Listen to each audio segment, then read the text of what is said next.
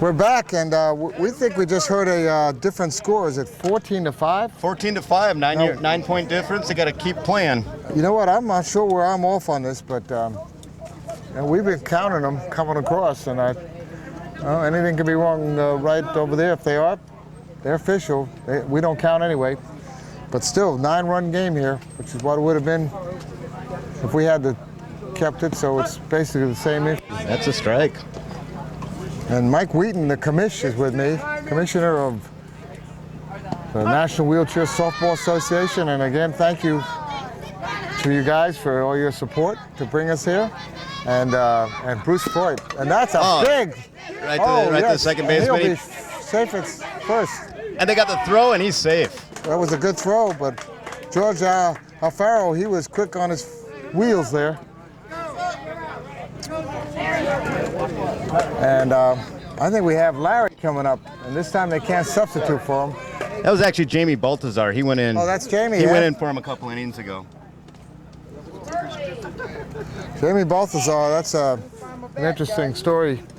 Jamie plays basketball. I think he's Jamie. I think plays for the University of Illinois national championship team with a few other people. So I saw Jamie playing as a good guard out there, and part of that team that took the Warhawks and the championship. Fantastic game, and you can see it on Xable. Well, I'd expect the Warhawks to have a team out here next year. I hope so. I'm surprised that with all their support of wheelchair sports at in the college level, that they don't have it, because they have some older people who would certainly help support that team. Yeah, and Tracy runs a great program there. Well, rumor has it that Tracy's leaving or left, so I'm not sure about that. That's possible. I know TC left, moved up to Detroit. And TC was really the coach of that softball program. Right. So we're working with him to start a team up in Detroit. Oh, there's Labiak with the bunt. All right. And there's easily advances. Nicely done. Jamie gets to second base. That's a nice fielder's choice bunt for the first out.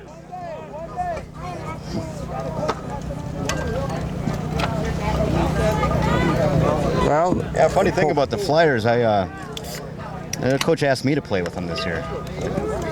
Having a local program, I thought that was probably best for me to stay with them. A long way to fly for practice, isn't it? Yeah, it is a long way to fly.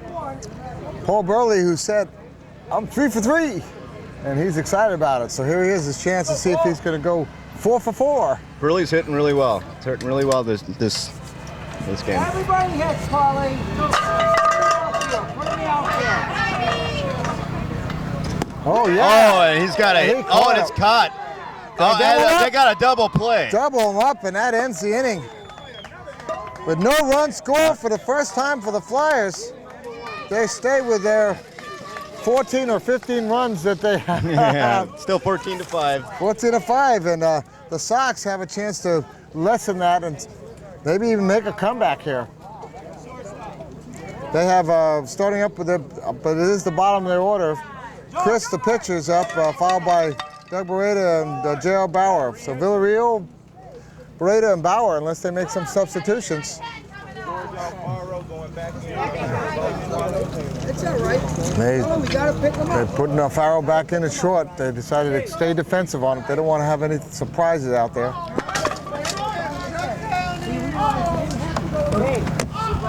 So the annual meeting happened and everybody's happy, huh? Everything's going well, yeah. We have had a very successful year this year.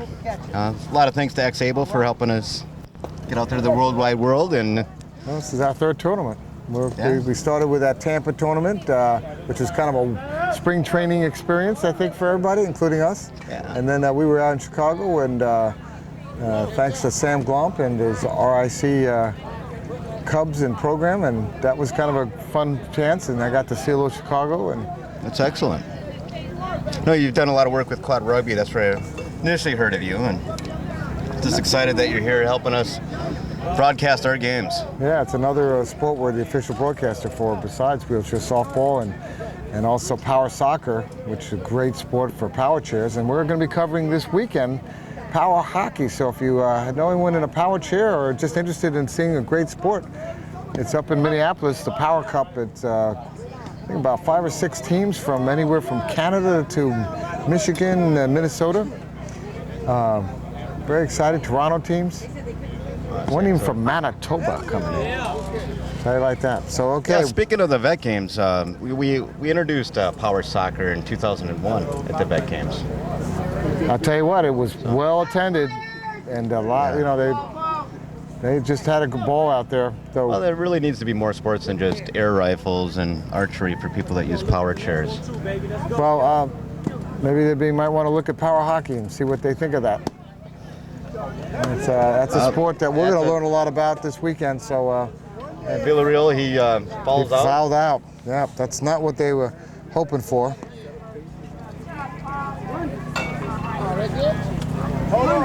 And Doug Beretta is coming up, one away. Doug has not really had a great day at the plate here. Ground out his first, I believe, and then he had a what they call a looking strike 3, and in the 4th inning. Oh, he's due then. He's due. He's due. Well, we had discussed the concept of due. That's a very interesting concept. You hear it used a lot in baseball, or someone's due, but are they any more due than is, proportionally? Yeah. One thing about these teams is Paul Burley, their pitcher, he's been in the game for so long, playing on several different teams. A lot of people know how he pitches. By the way, see that truck, Rasmussen? I'm sure it has something to do with Brent Rasmussen. And I think he's been driving around and around for us to catch it on the camera. No. No. Oh, that looks like it'll be a single. Could not get a hold of that. And Doug And gets he on got his base. just dues, I guess. He was due for a single. It's like flipping a coin, heads or tails. Does it mean that because it's been tails 4 times in a row, it's due to be heads the next time? I say that proportionally, the chance is still 50-50. Still 50-50. So here we go. What that's worth. I mean, not like baseball's a game of stats or anything, is it? J.R. Bauer up, and he's not had any success at the plate. See what J.R. can do.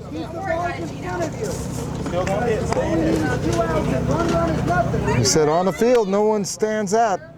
They're all in cheers, but that's a little joke there. But truthfully, everybody participates. Everybody has something to offer, and it's truer words can be spoken. But he's a State Farm insurance agent, and if you're in the Chicago area and you need some insurance, call JR. I'm sure he'll treat you right.